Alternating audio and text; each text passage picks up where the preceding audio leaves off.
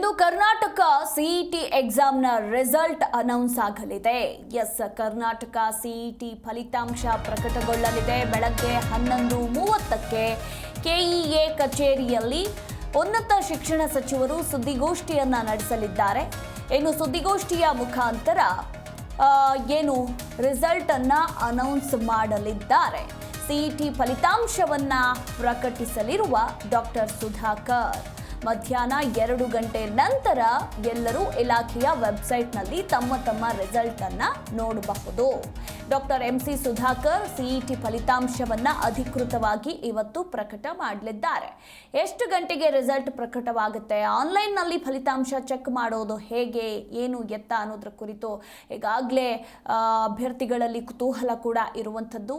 ಒಂದು ಕಡೆ 11:30ಕ್ಕೆ ಕರ್ನಾಟಕ ಪರೀಕ್ಷಾ ಪ್ರಾಧಿಕಾರದ ಕಚೇರಿಯಲ್ಲಿ ಉನ್ನತ ಶಿಕ್ಷಣ ಸಚಿವ ಡಾಕ್ಟರ್ ಸುಧಾಕರ್ ಸುದ್ದಿಗೋಷ್ಠಿಯನ್ನು ನಡೆಸಿ ಫಲಿತಾಂಶವನ್ನು ಪ್ರಕಟಿಸಲಿದ್ದಾರೆ. ಅದಾದ ಮೇಲೆ ಮಧ್ಯಾಹ್ನ 2 ಗಂಟೆ ನಂತರ ಇಲಾಖೆಯ ವೆಬ್ಸೈಟ್ನಲ್ಲಿ ಫಲಿತಾಂಶ ಲಭ್ಯವಾಗಲಿದೆ.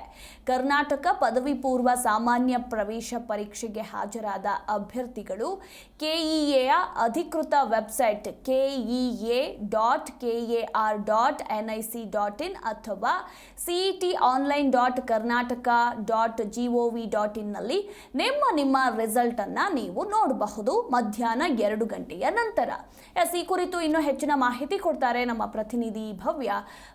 ಒಂದ್ ಕಡೆ ಎಕ್ಸಾಮ್ ಬರೆದಿರುವಂತಹ ಸಿಇಟಿ ಅಭ್ಯರ್ಥಿಗಳು ಎಲ್ಲರೂ ಕುತೂಹಲದಿಂದ ಕಾಯ್ತಾ ಇದ್ದಾರೆ, ನಾನು ಎಷ್ಟನೇ ರ್ಯಾಂಕ್ ಬರ್ತೀನಿ ಏನು ಎತ್ತ ಅಂತ. ಇವತ್ತು ರಿಸಲ್ಟ್ ಕೂಡ ಅನೌನ್ಸ್ ಆಗಲಿದೆ. ಈ ಬಗ್ಗೆ ಹೆಚ್ಚಿನ ಡೀಟೇಲ್ಸ್.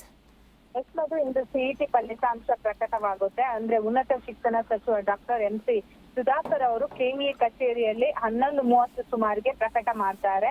ಸೊ ಬಳಿಕ ಮಧ್ಯಾಹ್ನ 2 ಗಂಟೆ ನಂತರ ಇಲಾಖೆಯ ವೆಬ್ಸೈಟ್ ನಲ್ಲಿ ಕೂಡ ಫಲಿತಾಂಶ ಲಭ್ಯವಾಗುತ್ತೆ. ಸೊ ಯಾವ ರೀತಿ ಅದನ್ನ ನೋಡಬಹುದು ಅನ್ನೋದನ್ನ ಈಗಾಗಲೇ ಕೆಇಎ ತಿಳಿಸಿರುವಂತದ್ದು. ಸೊ ಕರ್ನಾಟಕ ಪರೀಕ್ಷಾ ಪ್ರಾಧಿಕಾರ ಏಪ್ರಿಲ್ 17ರಂದು ಒಟ್ಟು 775 ಕೇಂದ್ರಗಳಲ್ಲಿ ಸಿಇಟಿ ಪರೀಕ್ಷೆಯನ್ನ ಕೂಡ ನಡೆಸಿತ್ತು. ಸೊ ಕರ್ನಾಟಕದಾದ್ಯಂತ ಇಂಜಿನಿಯರಿಂಗ್, ಫಾರ್ಮಸಿ ಮತ್ತೆ ಕೃಷಿ ಪದವಿ ಪೂರ್ವ ಕೋರ್ಸ್ಗಳ ಪ್ರವೇಶಕ್ಕೆ ಇವತ್ತು ರಿಸಲ್ಟ್ ಬರ್ತಾ ಇದೆ. ಸೊ ವಿದ್ಯಾರ್ಥಿಗಳು ಕೂಡ ಬಹಳಷ್ಟು ಕುತೂಹಲದಿಂದ ಕಾಯ್ತಾ ಇರುವಂತದ್ದು. ಮಧು, ಥ್ಯಾಂಕ್ ಯು ಭವ್ಯ ನಿಮ್ಮೆಲ್ಲ ಮಾಹಿತಿಗಾಗಿ.